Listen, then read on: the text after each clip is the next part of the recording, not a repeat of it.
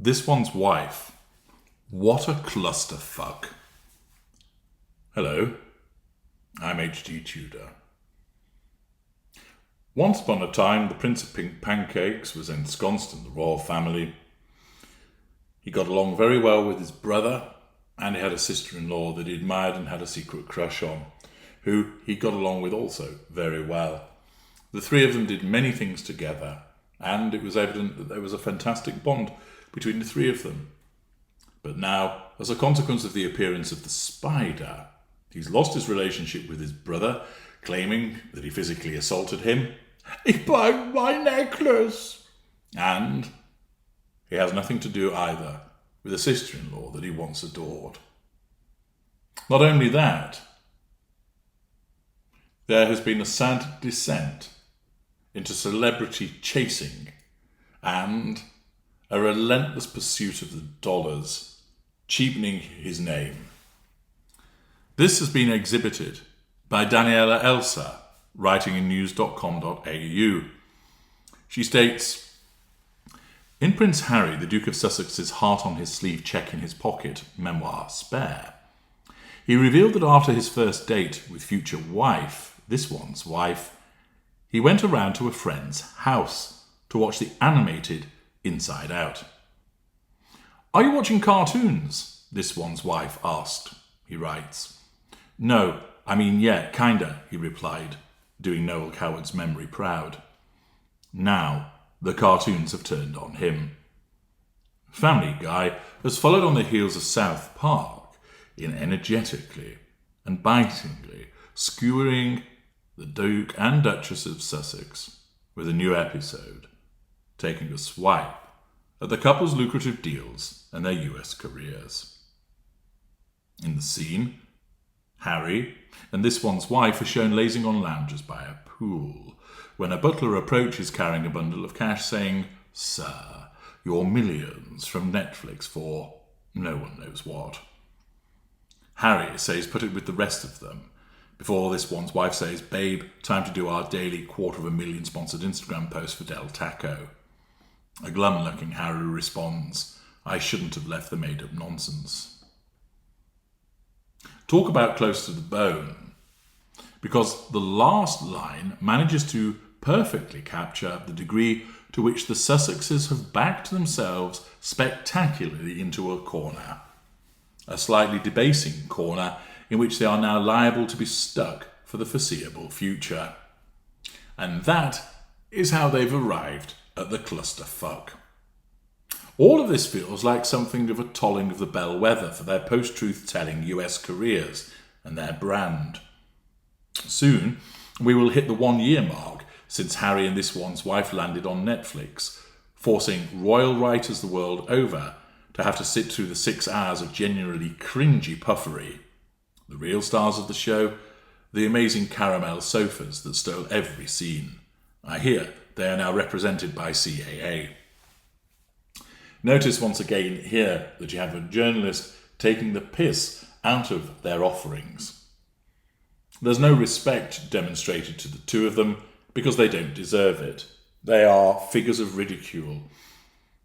Harry wasn't ridiculed. Yes, he was a playboy prince, and people took an interest in his shenanigans, but he wasn't ridiculed for it.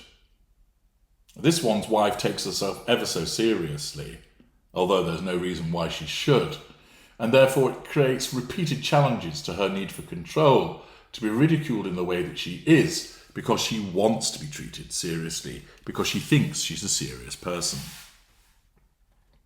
Hot on the heels of that show came The Duke's Spare, a more nuanced but still often squirm-inducing excavation of family traumas after family trauma. After that time, Princess Margaret once gave him a biro for Christmas. Truly, not sure how the Pulitzer Committee overlooked this title.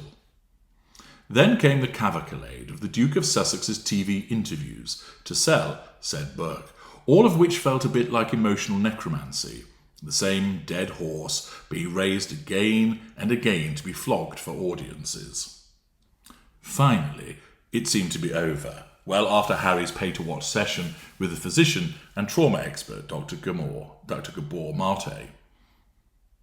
In February, the Sussexes Global Pest Secretary, Ashley Hansen, told Variety that the couple's vital look-back projects were over and that they would now look forward. So it seemed that Harry and this one's wife, having said their bit, shared their truth and been paid tens of millions to do so, were ready to move on and to do some top-notch empowering right after their private Ashtanga yoga instructor had left. Namaste.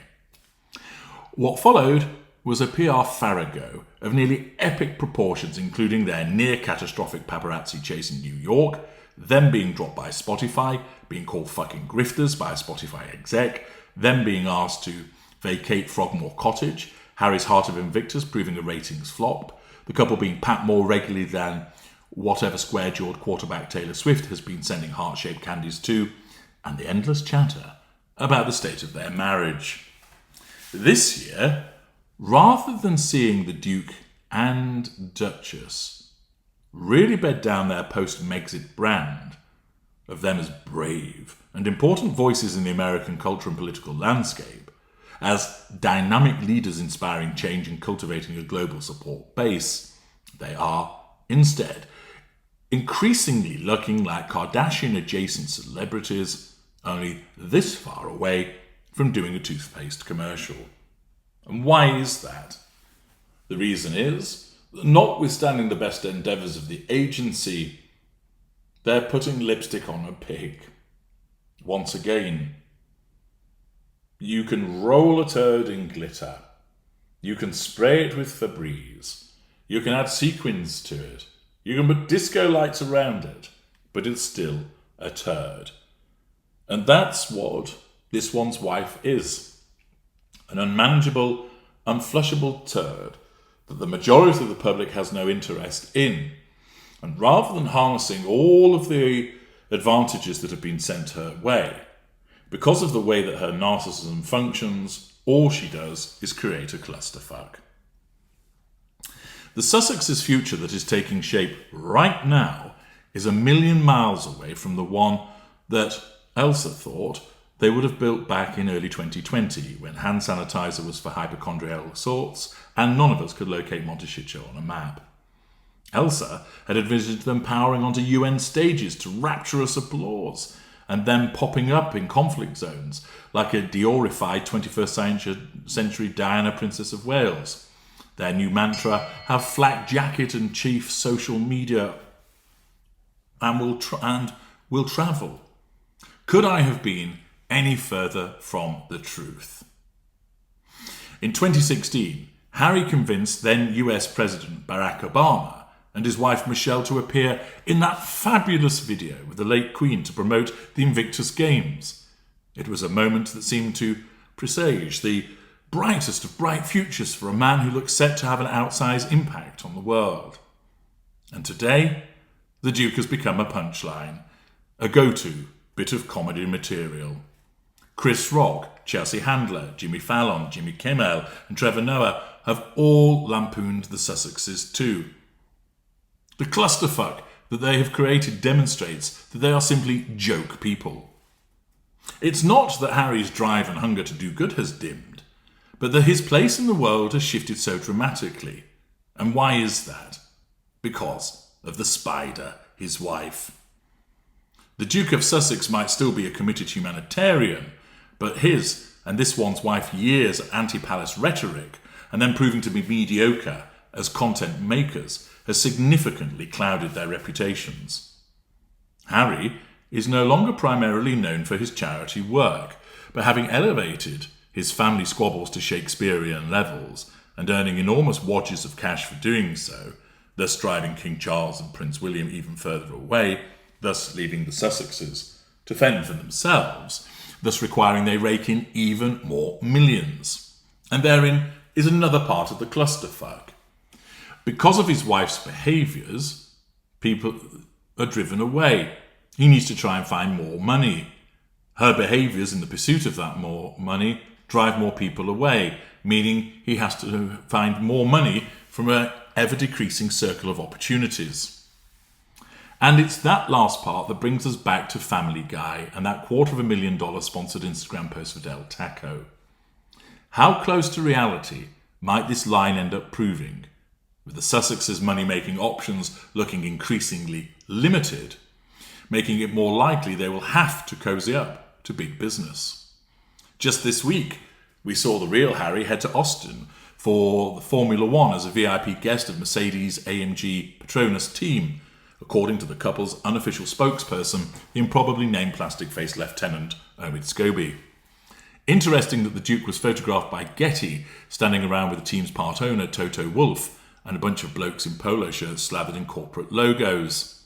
Meanwhile, the Duke is also the Chief Impact Officer, a vanity job title if ever, of a billion-dollar coaching company called Better Up. And back in 2021, he and this one's wife made a brief song and dance about, as the New York Times put it, getting into finance, signing on with Wall Street firm Ethic as impact partners. But the clusterfuck is demonstrated again. We've never heard a peep about Ethic ever since. How long, therefore, will it be that this clusterfuck will go the whole hog, and we will see a watershed paid Instagram post coming out of Monty Shitshow? How long until the Duke and Duchess end up firmly in the pocket of Big Shampoo or Big Bran Flakes? How long until we see the world's first dishwashing liquid commercial starring the fifth in line to the throne? Nothing can clean up the huge family mess I helped make, but this new Suds Ahoy gets my plates clean as a whistle. Lastly, who else wonders if the real Harry might occasionally look in the mirror and think to himself, I shouldn't have left the made-up nonsense? After all, no one is ever going to ask Princess Anne to pretend to like chicken tinga for the purposes of a paid TikTok. And therein shows the clusterfuck that he has descended to, that he was in an environment where he was perfectly happy until he was brainwashed into believing that he actually wasn't happy, as he had been gaslighted by his wife, the narcissist.